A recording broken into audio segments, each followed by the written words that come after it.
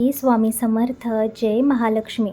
आपल्या सगळ्यांचं स्वागत आहे आपल्या या भक्तिमय चॅनेलमध्ये. आज आपण जाणून घेणार आहोत कार्तिक महिन्यामध्ये भगवान विष्णूंची अशी एक सेवा आहे जी तुमचं संपूर्ण जीवन बदलू शकते. या उपायाने तुमच्या घरात लक्ष्मीचा कायम वास होऊ शकतो, मनशांती मिळते आणि आयुष्यातून अडथळे जे आहेत ते दूर होत असतात.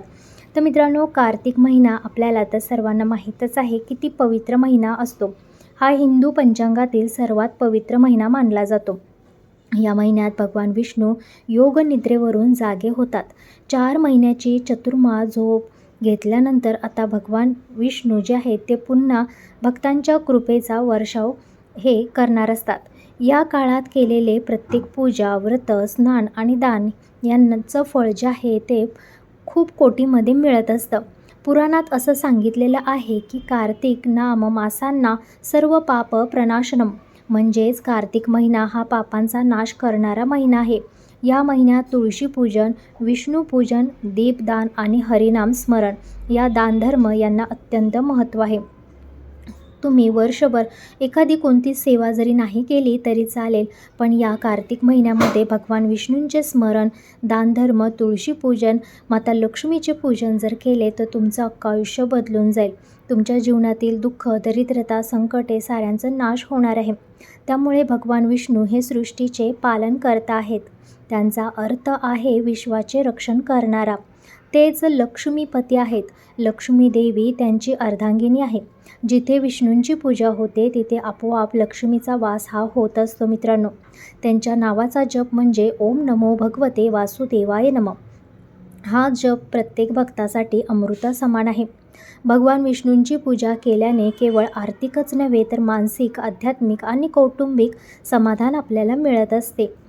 त्यामुळे कार्तिक महिन्यात विशेष अशी भगवान विष्णूंची पूजा तुम्हाला करायची आहे. उपाय ही सेवा जी आहे ती भगवान विष्णूंना प्रसन्न करण्यासाठी आहे. ही सेवा अत्यंत सोपी आहे पण तिचे परिणाम अद्भुत आहेत. मित्रांनो, एक तांब्याचा किंवा पितळेचा छोटा घडा घ्यायचा आहे. तुळशीचं काही पानं घ्यायची आहेत किंवा गंगाजल घ्यायचं आहे. पिवळं वस्त्र घ्यायचं आहे. भगवान विष्णूंची मूर्ती किंवा फोटो घ्यायचा आहे. एक तुम्हाला तुपाचा दिवा घ्यायचा आहे. थोडं केशर, हळद घ्यायचं आहे. कार्तिक महिन्यातील प्रत्येक गुरुवारी पहाटे स्नान करून स्वच्छ वस्त्र परिधान करा. घरातील पूर्व दिशेला विष्णूंची मूर्ती ठेवून किंवा फोटो ठेवून तिथे तुम्हाला चौरंगावरती हे सगळं ठेवायचं आहे. त्यानंतर त्याच्यासमोर तांब्याचा घडा तुम्हाला ठेवायचा आहे. त्या घड्यात गंगाजल भरा, तुळशीचं पान टाका आणि पिवळं वस्त्र गुंडाळा. ओम नमो भगवते वासुदेवाय नमः हा मंत्र जो आहे तो 108 वेळा तुम्हाला जपायचा आहे. नंतर दीपक प्रज्वलित केल्यानंतर केशर अर्पण करायचं आहे.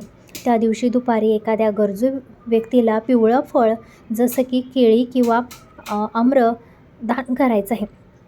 हे सर्व 4 आठवडे नियमित केल्यास भगवान विष्णू प्रसन्न होत असतात. या पूजेमागे एक गूढ आहे. तुळशी म्हणजेच लक्ष्मी आणि विष्णू म्हणजे पालनकर्ता. दोघांचं संगम म्हणजे शांती, धन आणि समृद्धी. परिणाम काय होतात याचे? जो भक्त हा उपाय पूर्ण श्रद्धेने करतो त्याच्या घरात लक्ष्मीचा स्थायी वास होत असतो. घरातील आर्थिक संकटे कमी होतात आणि कुटुंबात सुखशांती वाढते. काही जणांना नोकरी, व्यवसायात प्रगती मिळते तर काहींना मानसिक शांतीचा लाभ मिळत असतो. विष्णू स्मरण मात्रेन पापाना नाशनम भवते, म्हणजे विष्णूंचं केवळ स्मरण जरी केलं तरी पाप नष्ट होत असतं. तर भक्तांना त्यांच्या घरात नेहमी सकारात्मक ऊर्जा मिळत असते.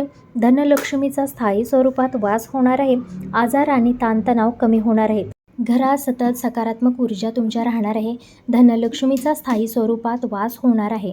आजार आणि ताणतणाव कमी होणार आहेत. कुटुंबात एकोपा आणि प्रेम वाढणार आहे. कामात नेहमी यश मिळेल आणि मनशांती लाभणार आहे.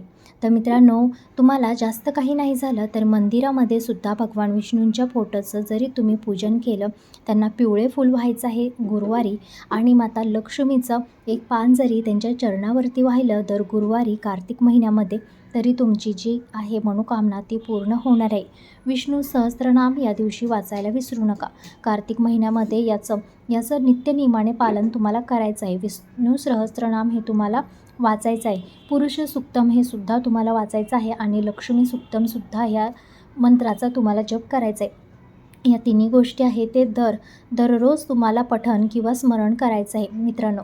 असं केल्यामुळे सुद्धा भगवान विष्णू जे आहेत ते तुमच्यावरती प्रसन्न होणार आहेत. घरात एक वेगळीच ऊर्जा निर्माण होणार आहे आणि घरामध्ये सगळ्या गोष्टी ज्या आहेत त्या चांगल्याच घडणार आहेत मित्रांनो.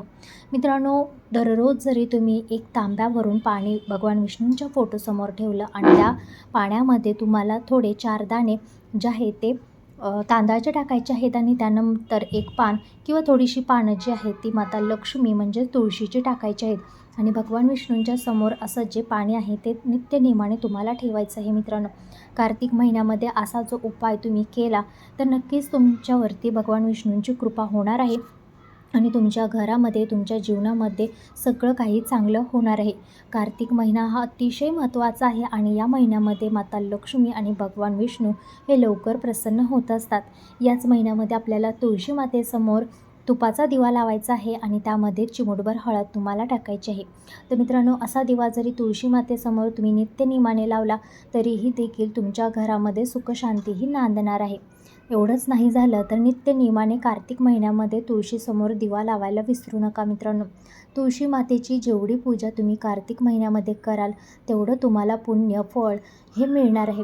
तुळशी मातेचा जपसुद्धा या दिवशी तुम्हाला करायचा असतो मित्रांनो. तर मित्रांनो, अशी होती ही कार्तिक महिन्याची विष्णू पूजा, विष्णू सेवा. तुम्हाला जर ही सेवा आवडली असेल तर प्लीज लाईक, शेअर आणि सबस्क्राईब करायला विसरू नका. धन्यवाद.